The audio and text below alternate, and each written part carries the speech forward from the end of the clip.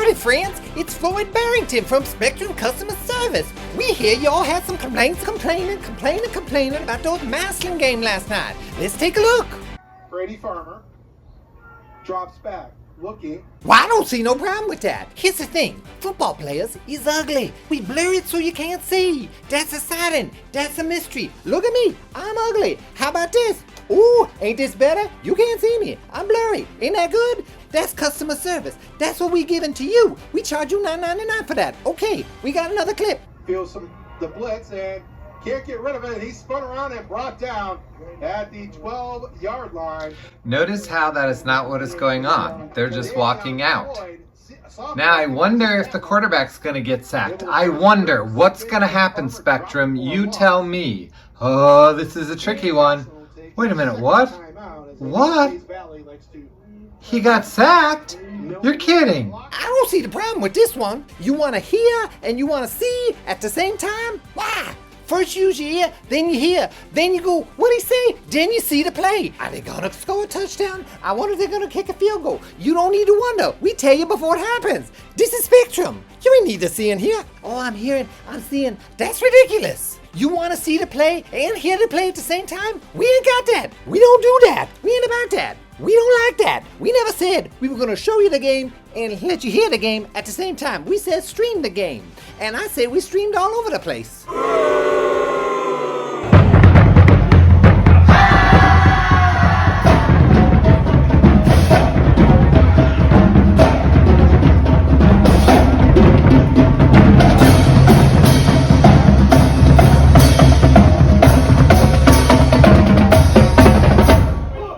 Welcome to episode 51 of Hold on. Just waiting for Tyler to finish running this punt back. And he's in the end zone. I'm episode 51.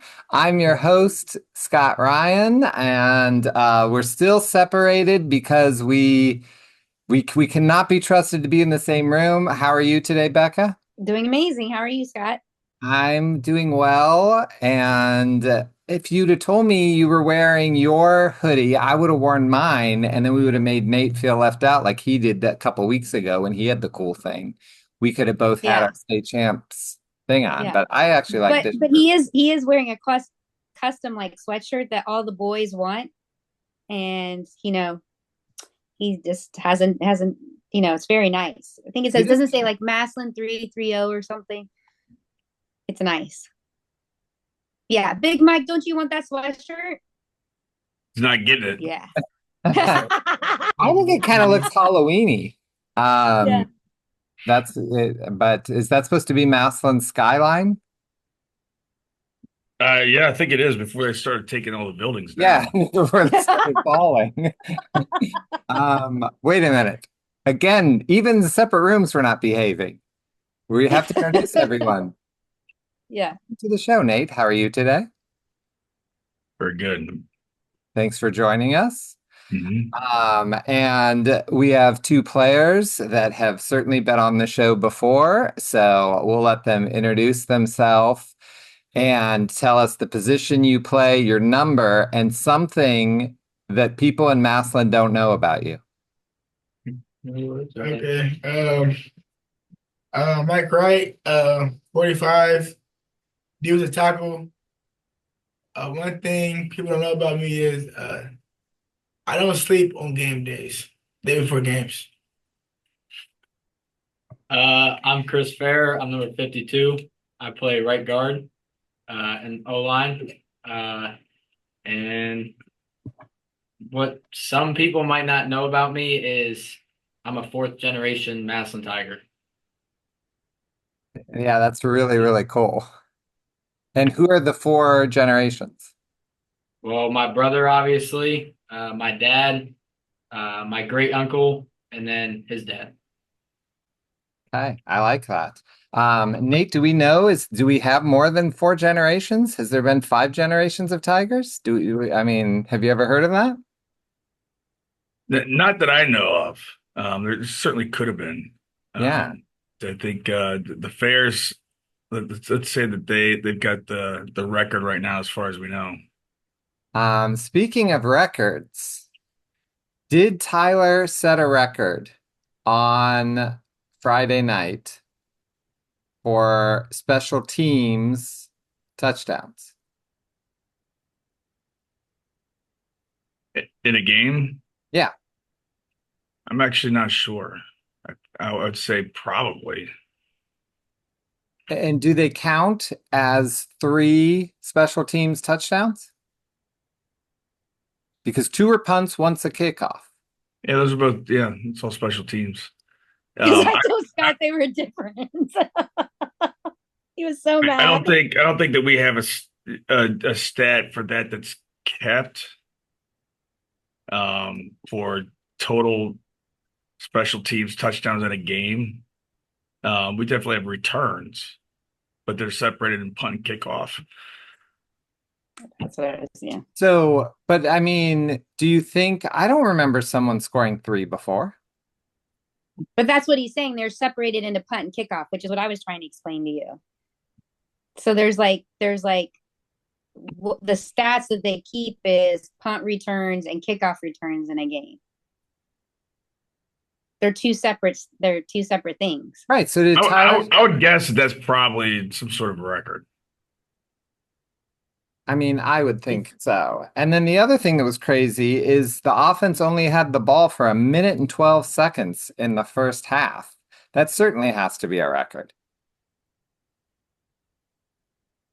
Could be. And we had 42 points. Yeah. Could be. I mean, Hey, Chris, listen, what was it like for go You go went ahead, there, Becca. Scott. First of all, you got to talk about the beginning of the game. Okay, so all the captains walk out. They do the coin flip. The other team wins the coin flip, and Big Mike is standing there, and he looks at them and he goes, "Okay, okay, want to see me first? Okay."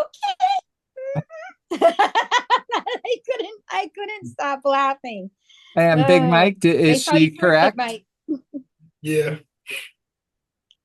You couldn't believe it, could you? It's kind of odd they took the ball first. Doesn't really happen often. They obviously hadn't watched your film. So, Chris, what was it like for you to be on the sidelines for most of the beginning of the game? Like, are you anxious? What was it like for the offense? Yeah, it was really weird because usually, like right when you get on the field, you're all hyped up, anxious to get on the field, and that time didn't come for a very long period of time. Yeah, it was really weird because I wanted to play too, so it was kind of it was kind of boring there for a little bit. I mean, I was happy we were winning, but I wanted to play. Right. And for you, Mike, what was it like for the defense? Because a lot of times when the defense is on the field that time, it's a bad thing. But you Yeah, guys played so much. So how was the first half for you? it kind of felt like last year's Anderson game, like with the hurry up. Like I couldn't really catch my breath, really. But Disney was super tired. Uh, but other than that, it was just odd that we kept scoring on punts. So that was just odd to me. Coach, I'm sure you have a game plan for everything going in that was not your game plan. What was it like for the coaches when the game goes this way? You follow the same thing you set out, or what happens? Same as always? It was a really strange flow to the game, but um, we'll take it. It's we're not going to take points off the board for sure. So, um, yeah, we just roll with it. So, did you find out if Brian Cross was actually coached against you when you were in high school? Yeah, so he was the head coach at Grove City when we played him when I was in high school. Yeah. So, Did you Wow. win? Did you win? We lost 28-17, I believe was the score. And now you've won. Yeah. Payback only took 25 years. Probably. Yeah. How was it to see him?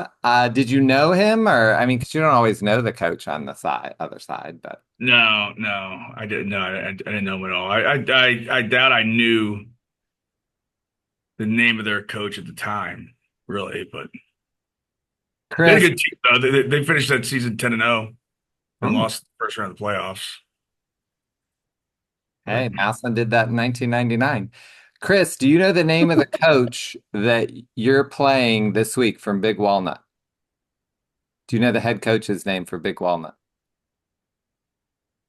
Not off the top of my head. Yeah, I would think most times you just wouldn't know the coach. Like everybody would know the McKinley coach. I feel like everyone always knows Maslin's coach and McKinley's coach, but I'm assuming most people would not know about it. What about the field? To the players, how was that field? That's the first time we played there. I thought that was a really nice field.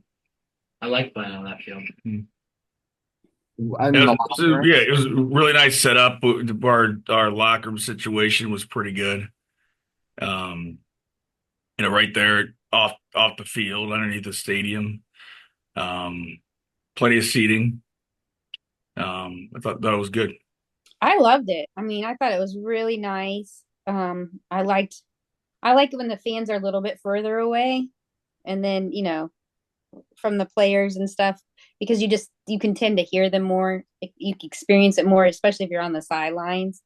But I liked it. Everybody was so nice to us, and it was a great atmosphere. And I thought it was great to see the young guys get the opportunity to eat at Amish store and, experience what Coach Moore and his staff do for all the kids and the boosters do for all the kids.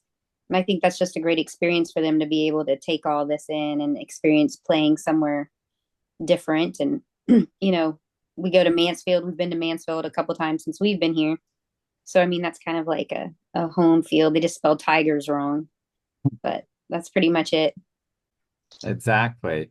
So what we do know about that stadium is that Spectrum has not put down a fiber line to that stadium.